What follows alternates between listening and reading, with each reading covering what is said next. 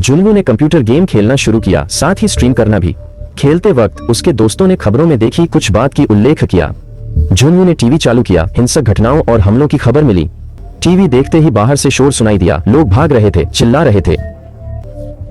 जुनवू को हॉलवे से अजीब आवाजें सुनाई देती हैं। वो जांचने गया, तभी एक व्यक्ति उसके फ्लैट में घुस आया।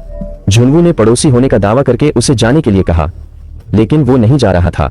चिंता में जुनवू ने चाकू उठाया और यह देखा कि पड़ोसी की आंखों से खून बह रहा है। यह संकेत था कि वो संक्रमित है और जल्द ही बदलने वाला है। वो आदमी तुरंत गुर्राने लगा और जुनवू पर हमला किया। वे लड़ रहे थे और अंततः जुनवू ने उस व्यक्ति को फ्लैट से बाहर धकेल दिया। वहां एक और संक्रमित व्यक्ति हमला करता है और उसे खा जाता है।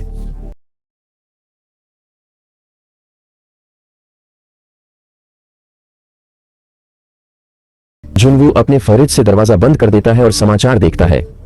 उसकी मां उसे संदेश भेजती है कि वे भी छिपे हुए हैं, परंतु वह उन तक नहीं पहुंच पाता क्योंकि सिग्नल नहीं है।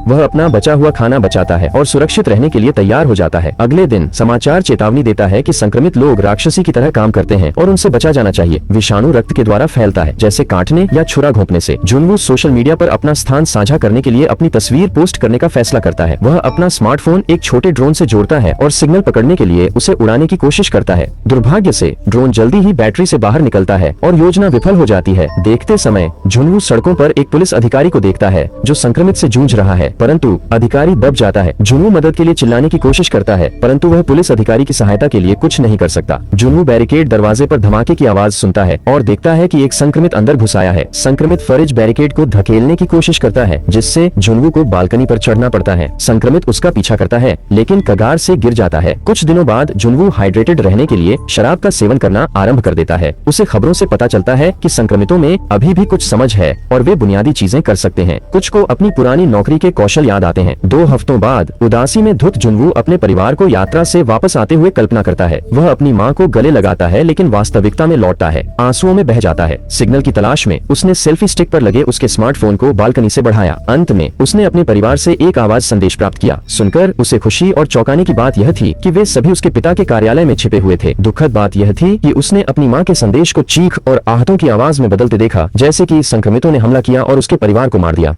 अनिश्चित माहौल में जुनवू एक गोल्फ क्लब उठाता है और इन्फेक्ट से भरा हुआ दालान में बहादुरी से प्रवेश करता है। वह क्लब को झूला देता है, यूएन तक पहुंचने की और उन्हें नीचे गिराने की कोशिश करता है। उन पर चिल्ला देता है। यह शोर और अधिक इन्फेक्टेड को आकर्षित करता है और जुनवू जल्द ही खुद को घिरा हुआ पाता है। यह समझने पर कि विराम लेने की आवश्यकता है, वह अपने हमले से बाहर आता है, कुछ इन्फेक्टेड को पीछे छोड़ता है और अपने अपार्टमेंट में फिर से छिप जाता है। 20वें दिन वह शहर में विस्फोट देखता है, जिससे बिजली और पानी हो जाते हैं। परिवार, भोजन या पानी की कमी के कारण वह आत्महत्या करने का निर्णय लेता है। तार का उपयोग करते हुए वह एक फंदा बना देता है और अपने लिविंग रूम में अपने आप को लटका देता है। खांसते समय वह पास के अपार्टमेंट से उजागर हो रही लेजर लाइट को देखता है। प्राणियों की आभारी भावना से वह फंदे से खुद को मुक्त करता है और खिड़की की ओर जाता है। वहां वह एक महिला को देखता है जिसके पास दूरबीन होती है। वह उसे देखते हुए लहराता है और वह वापस लहराती है। यूबिन दूरबीन का उपयोग करके एक ऐसे व्यक्ति को देखता है जिसने खुद को समाप्त करने की कोशिश की। वो अपने दालान में एक आवाज सुनती है और संक्रमित लोगों के अंदर जाने की कोशिश करने की हालत में अपने बनाए जाल को सक्रिय करने के लिए तैयार हो जाती है। शोर बंद हो जाता है और वो सो जाती है। अगली सुबह जुनवू उठता है और यूबिन की तलाश करता है। वे अपने फोन का इस्तेमाल करके अपने नाम साझा करते हैं, लेकिन जब एक संक्रमित व्यक्ति यूबिन के अपार्टमेंट में घुसता है तो उनकी बातचीत रुक जाती है। संक्रमित उसके जाल में फंस जाता है और वो फुर्ती से उसे कुल्हाड़ी से मार डालती है। अगले दिन यूबिन को पता चलता है कि जुनवू भूखा है, इसलिए वो अपने अपार्टमेंट में रस्सी फेंकने की कोशिश करती है। बदकिस्मती से वो रस्सी सड़क पर संक्रमित लोगों के एक झुंड के पास गिर जाती है। इसे देखकर जुनवू अपने ड्रोन का इस्तेमाल करके रस्सी को यूबिन के अपार्टमेंट में उड़ा देता है। एक सुरक्षित संपर्क बनने के बाद यूबिन जुनवू को कुछ खाना भेजती है और वो उसका धन्यवाद करता है। खाना खाते हुए जुनवू देखता है कि यूबिन ने पहले फेंकी हुई रस्सी का इस्तेमाल एक संक्रमित फायरमैन ऊपर चढ़ने के लिए कर रहा है। जैसे ही फायरमैन बंधी हुई टेबल को खींचता है, रस्सी पूरे कमरे में झूलती है, यूबिन से टकराती है और उसे बेहोश कर देती है। जल्दी में जुनवू फायरमैन को रस्सी से गिराने के लिए अपने ड्रोन का इस्तेमाल करने की कोशिश करता है। वो जोकर को भटकाने की पूरी कोशिश करता है। जब फायरमैन यूबिन की बालकनी तक पहुंचता है, वह दिखाई देती है और एक कुल्हाड़ी के साथ फायरमैन का हाथ काट देती है। उस रात जुनवू खाने पीने और सामान की तलाश में पड़ोसी के घर जाता है। अगले अपार्टमेंट में उसे चढ़ाई के उपकरण और कैंपिंग की सामग्री मिलती है। समझते हुए कि पड़ोसी एक उत्साही हाइकर था, उसका पड़ोसी अचानक हल्ला करता है। लड़ाई शुरू हो जाती है। जून वू लड़ाई में मुकाबला करता है और सफलतापूर्वक वहां से निकल जाता है। अपार्टमेंट में से जून वू अधिक खान पान और सामान इकट्ठा करता है, वॉकी टॉकियों की एक जोड़ी सहित। वो रस्सी द्वारा यूबिन को एक वॉकी टॉकी भेजता है और वे उसके माध्यम से बातचीत शुरू करते हैं। वे दोनों खाना साझा करते हैं और यूबिन को देखते हैं कि दोनों को एक ही खाना पसंद है। जून वू यूबिन का धन्यवाद करता है जीवन बचाने के लिए, लेकिन वह श्रेय लेने से इनकार करती है। यह खुलासा होता है कि यूबिन ने भी अपने आत्महत्या की कोशिश की थी, जैसा कि उसकी छत से टूटा हुआ फंदा लटकता दिखाई देता है। थोड़े दिनों बाद संक्रमित लोगों की भीड़ सड़कों पर दौड़ती है और उनकी इमारतों के अंदर घुस जाती है। संक्रमित लोग गलियारों में घुसते हैं जहां उन्हें कोई भी बचा हुआ मिल सकता है। यूबिन को यह लगता है कि जून वू की इमारत की 8वीं मंजिल सबसे शांत है और वह सुझाव देती है कि वे वहां जाएं।